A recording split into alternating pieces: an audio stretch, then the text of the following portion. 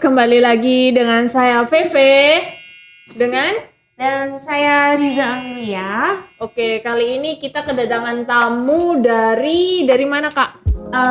Dari Oppo ya. Jadi untuk saya sendiri itu trainer dari Oppo Malang Kota. Jadi rekan-rekan Malang Kota, rekan-rekan promotor pasti udah familiar sama saya. Udah terkenal banget ya Kak? Nggak terkenal, cuma famous gitu. Oh ya. Sama dong. Sama, ya ampun. Oke, kali ini Erang Alam lagi kedatangan dari Kak Riza ya. Iya, betul. Dari trainer Oppo Malang. Nah, kali ini Erang Alam ngundangnya untuk menjelaskan tentang Oppo Reno Kak yang lagi trending hits ya. Oke. Lagi hits sekarang ya. Penjualan paling banyak di era Jaya Di era Retail. phone. Oke, terima kasih ya untuk waktunya, untuk kesempatannya juga buat saya sendiri dari Oppo. Untuk Erang Alam juga, ini terima kasih sekali untuk kesempatannya buat jadi bintang tamu ya, bintang tamu. Ya, jadi ngomongin tentang Reno 4 sendiri ya, atau mungkin penjualan Reno 4 series di era Jaya sendiri, itu emang luar biasa karena mulai dari pertama kali launching di sekitar bulan apa ya? 2 bulan yang lalu sih Reno 4 ya, 2 bulan yang lalu. Kalau sekarang November, Oktober, September ya. Di awal September itu memang penjualannya banyak sekali karena semakin kita tahu untuk inovasi teknologinya di Reno 4 sendiri, seperti fitur-fitur yang ada di kameranya yang memang tidak ada di brand-brand lain. Dan itu hanya ada di Reno 4 series aja gitu. Sekarang kalau untuk Reno series sendiri dia ada berapa tipe Kak? Kalau untuk Reno 4 series sendiri dia itu ada 3 tipe ya. Mulai dari yang paling bontot ya. Paling bontot itu ada di seri Reno 4F. Dimana seri Reno 4F ini di harga paling ekonomis ya. Dibilang paling ekonomis di harga 4299. Dan di tengah-tengah yang paling favorit sekali itu ada di seri Reno 4 ya. Di harga 4999. Dan yang paling besar ya, paling tinggi ya, itu ada di seri Reno 4 Pro ya, di harga 7.999. Oke, jadi nanti Oppo Reno sendiri itu ada tiga tipe guys. Ada Reno 4F, Reno 4 aja, sama Reno 4 Pro. Ya. Dan itu kalau semisal kita nggak bisa datang ke toko, kalian bisa cek langsung ke eraspace.com. Di situ komplit, termasuk pengiriman nanti bisa ke seluruh Indonesia juga. Oke, mantap ya. Oke, kalau untuk Reno sendiri nanti penjualan yang paling tertinggi itu yang seri apa Kak?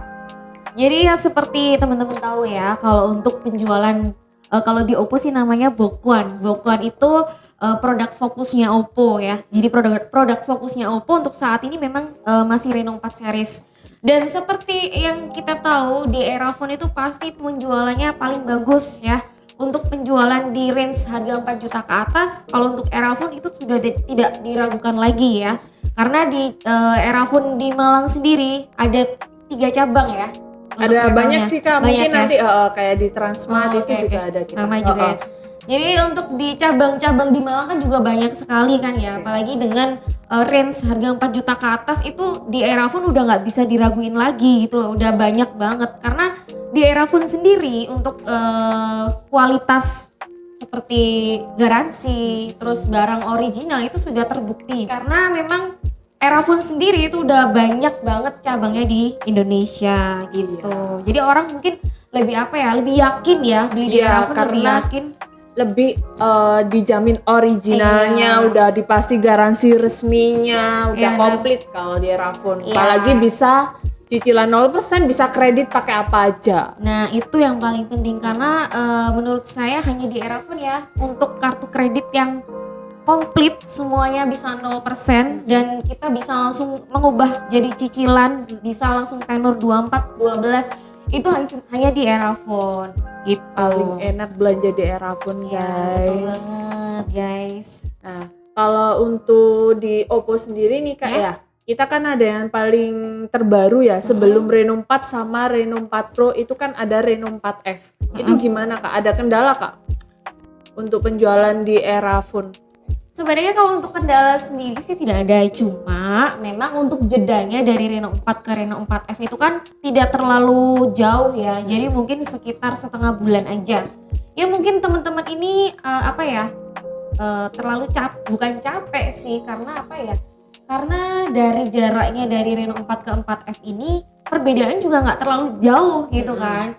Perbedaannya hanya sekitar di kamera depan, resolusi kamera depan yang di Reno 4 itu 32 GB, kita pakai di 16 GB di Reno 4F.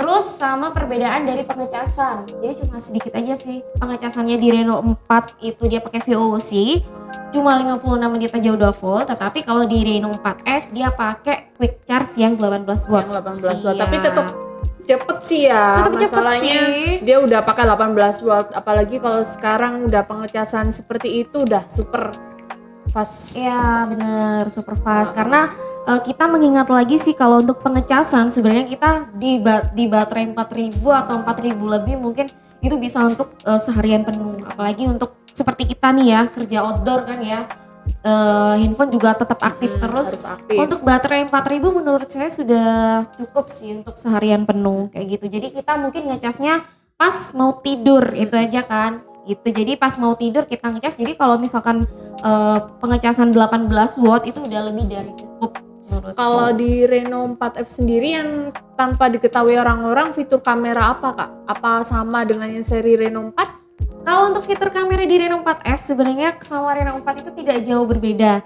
Cuma ada beberapa yang memang dikurangin dari seri Reno 4. Seperti yang kita tahu EA Color Portrait ya. Jadi EA Color Portrait Yang itu baru itu ya Kak, yang belakangnya bisa ya hitam putih. hitam Nah, putih. jadi EA Color Portrait itu yang dulunya di Reno 4 itu bisa untuk video.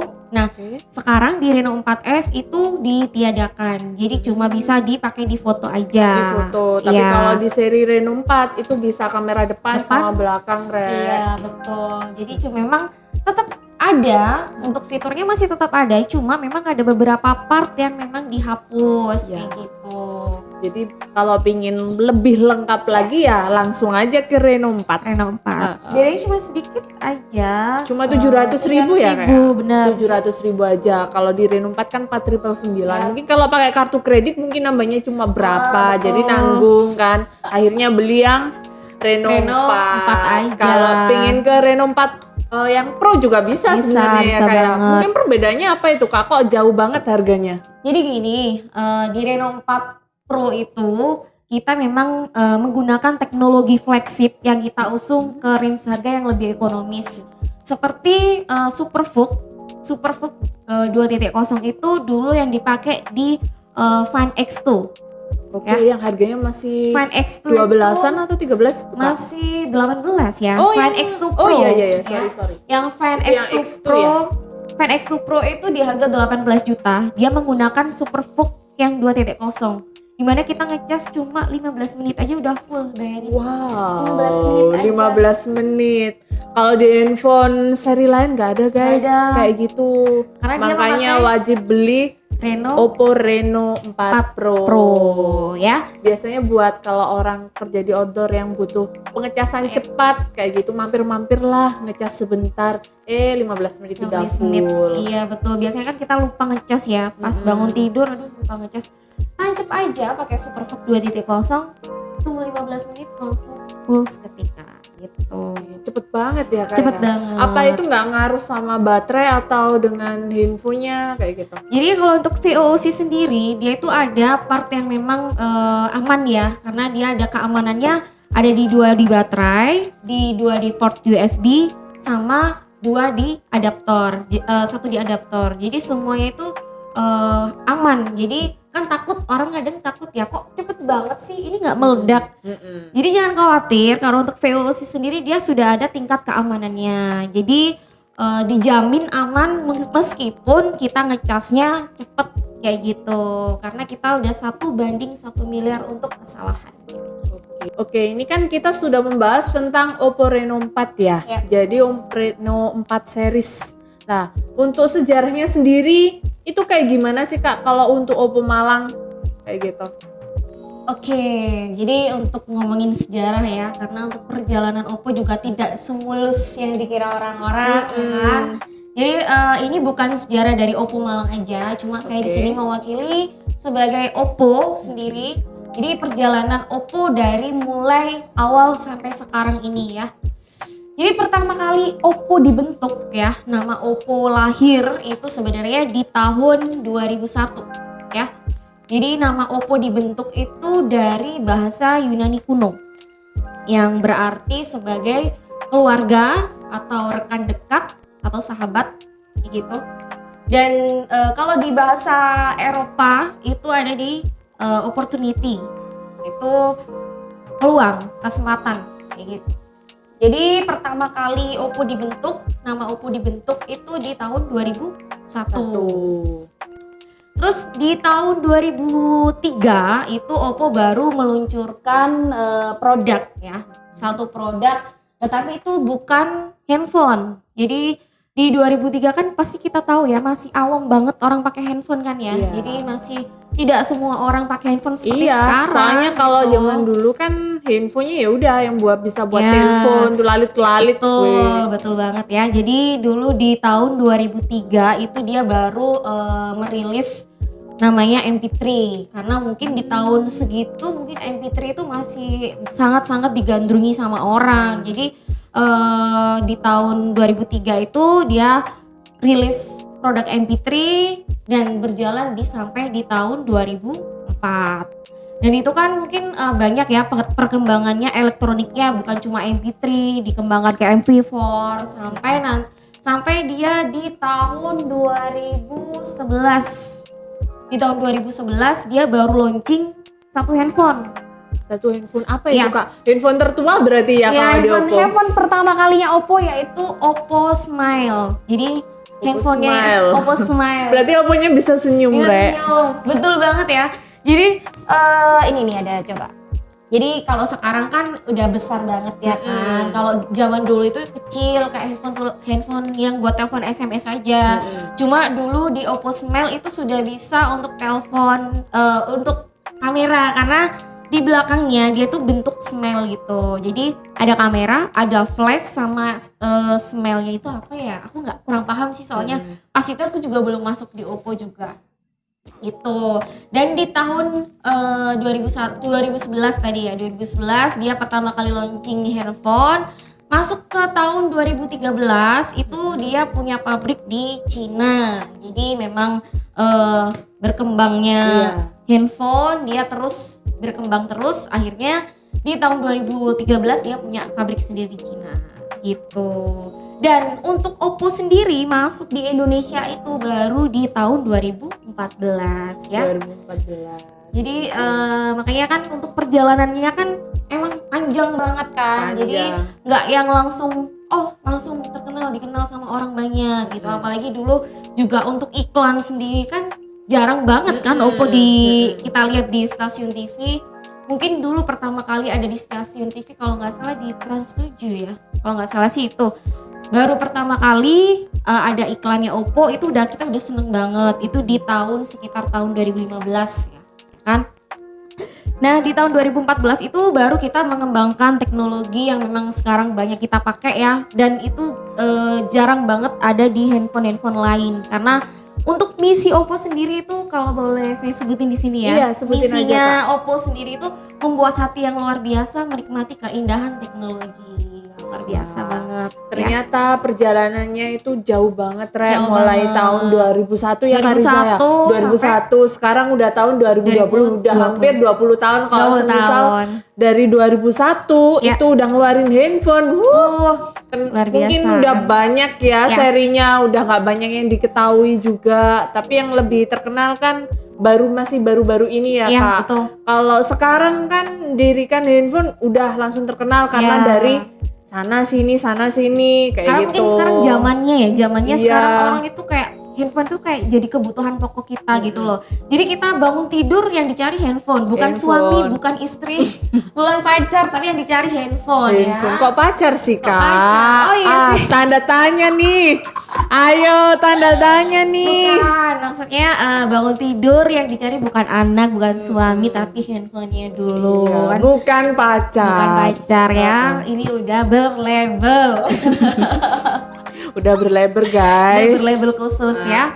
Kalau untuk saat ini Mbak Riza mulai masuk di Oppo kira-kira tahun berapa? Kalau saya sih di Oppo itu mulai dari tahun 2016. 2016 2016 lama ya, udah 4 awal. tahun ya. Ya alhamdulillah. Itu sebelum nikah atau gimana ya Kak? Aduh, jadi buka identitas. Jadi buka identitas ya.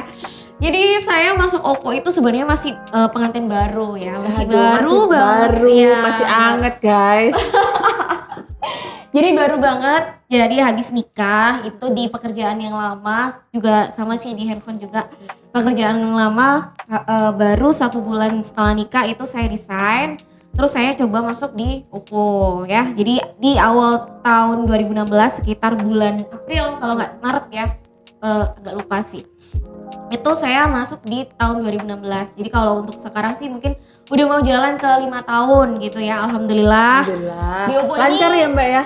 Alhamdulillah. Lancar cari apanya Mbak? Cari cuan. Oh cari Ya. cuan. Cari cuan. Sensor tit. Iya, di sensor. Jadi memang saya merasa di Oppo ini di pekerjaan yang memang mengalami suka duka pastinya. Terus juga pasti mengalami pasang surut gaji itu pasti ya kan. Cuma di sini saya mencoba menjadi orang yang mencintai pekerjaan. Nah, Gitu. itu baru. Soalnya sekarang kan banyak orang nih masuk cari kerja cuma cari apa? Cuma cari uang, habis Ya, itu betul. buat main-main, habis sudah gaji kurang kayak gitu. kan. Jadi sebenarnya pekerjaan itu semuanya itu sama ya guys ya. Buat subscribersnya Era Ngalam ya. Ini untuk memotivasi diri sendiri aja sih ya. Ya. Sebenarnya untuk semua pekerjaan itu semuanya sama, cuma di sini kita harus mencoba bekerja di passion kita sih. Maksudnya memang hal yang paling kita cintai, hal yang paling kita suka itu pasti kita melakukannya dengan ikhlas Ya. gitu. Jadi ketika mungkin kita kerja dengan ikhlas itu otomatis kita nggak pernah mengeluh, kita juga nggak pernah yang namanya capek ya. Capek itu pasti. Kalau capek pasti, Pasti ya. ya. Masalahnya kita kerja Ya gitu betul. loh. Cuma di sini ya gimana pun caranya kita harus mencintai pekerjaan kita. Karena dengan kita mencintai pekerjaan kita, insya Allah banyak rezeki yang memang datang melalui pekerjaan kita apa kayak gitu. aja ya. Betul. Nah, jadi kalian itu janganlah cari pekerjaan cuma karena gaji kecil. Betul. Jadi gaji berapapun itu disyukuri. Disyukurin. Ya kalau capek itu udah pasti, Pasti. namanya kita juga kerja. Bekerja, gitu. Kalau pengen cari uang nggak kerja ya udah tahu kan jawabannya apa.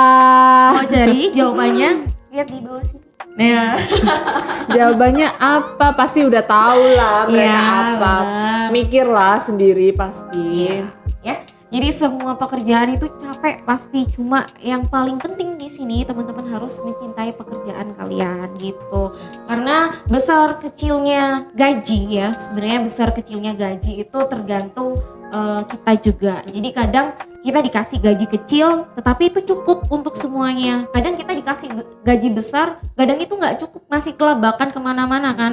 Nah, kadang kita nggak tahu apa matematikanya Tuhan itu seperti apa kan gitu. Jadi perhitungannya kita nggak Iya, tahu kita kan nggak seperti tahu. apa. Yang penting bersyukur aja, insya Allah semuanya pasti tercukupi gitu. Yang penting satu cukup. Cukup satu. Cukup satu, yakin cukup satu Kak. Satu ya, satu suami, Satu satu istri. pacar. Loh, Enggak sih, enggak bercanda ya guys ya, bercanda. satu suami Satu kalau Mbak suami, Riza ya. nanti. Oh enggak, Vivi udah. Oh, belum ya Allah, doain aja. OTW jadi Amin. nyonya ya kan. Oke, sampai ketemu di video berikutnya. Bye-bye. Bye-bye.